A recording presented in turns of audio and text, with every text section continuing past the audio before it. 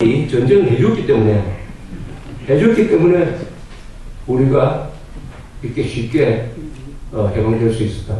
이승만 대통령은 반드시 일본이 전쟁할 것이다. 자판 인사이드 아웃이라는 책을 썼어요. 일본이 전쟁하기 몇 달 전에 나왔습니다. 딱 예언적으로 썼어요. 근데 전쟁이 나니까 그 책이 잘 팔렸다고 합니다. 그러니까 이승만 대통령이 정확하게 일본을 봤다. 그분이 결국 해방 이후를 주도를 해가지고 그분이 머리에 안고 있던 이승만이라는 존재가 가지고 있었던, 즉 실패한 계획이지만은 우리가 실패하는 가운데서 하나의 불씨를 만들어놨다. 그 불씨는 자유민주주의다. 그 자유민주주의를 자기의 몸으로서, 온몸으로서 체득한, 좀 어렵게 말하면 그걸 체화한이라고 하죠. 자기 몸으로 만든 이승만이라는 사람이 바로 그 지도자가 되어서 대한민국을 건국을 했다 하는 이야기입니다. 그런데 이명박 정부가 들어서가지고 대한민국 역사박물관이라는 걸 지금 광화문에 짓겠다고 하는데, 거기에 1948년 8월 15일을 대한민국 건국을 하지 않고 대한민국 정부 수립이라고 하게 됐대요. 대한민국 정부 수립이다. 왜 이런 말을 바꿨느냐 하면은 광복회가 그쪽 단체에서 계속 임시정부, 1919년의 임시정부 수립을 대한민국 건국일로 봐야 된다고 주장을 하고 있습니다. 대한민국 건국으로 봐야 돼. 억지 아닙니까, 억지.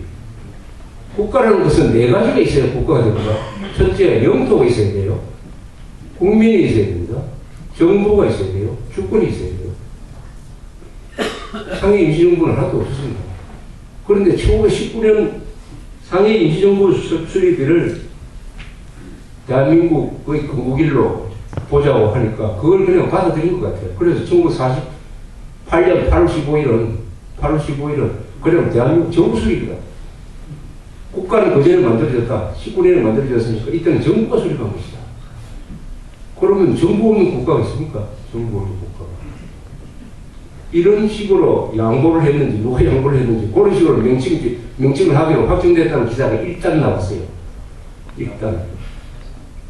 아직도 대한민국 건국을 저주하는 사람, 또는 대한민국 건국을 부끄럽게 생각하는 사람이 한국 사회에서 이렇게 말빨 쓰다. 이것이 바로 한국이 아직도 근대화되지 않았다는 겁니다. 이런 이야기를 하는 것은 일본이나 미국에서 이런 누가 이야기를 꺼내는 즉시 이 사회적으로 매장되어 버리죠. 어떻게 배웠다는 사람이 그런 말도 안 소리를 하느냐 해가지고 많이 사회에 매장될 텐데, 한국에서는 그게 힘을 얻어가지고 드디어 중도신용이라는 이 어중간한 이명박 정부를 압박을 해가지고 8월 15일은 대한민국 건국이다. 건국이 아니라 대한민국 정부 수립 날이다. 라고 하는 것을 그 역사 박물관 속에서 그걸 공용으로 쓰기로 했다는 겁니다. 그러니까 한국은 아직도 일제시대 100년이 정신적으로는 아직도 끝나지 않았다.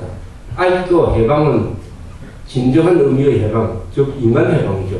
인간 해방은 앞으로의 과제다 하는 그런 말씀을 드리면서 오늘 이야기를 여기서 끝내겠습니다.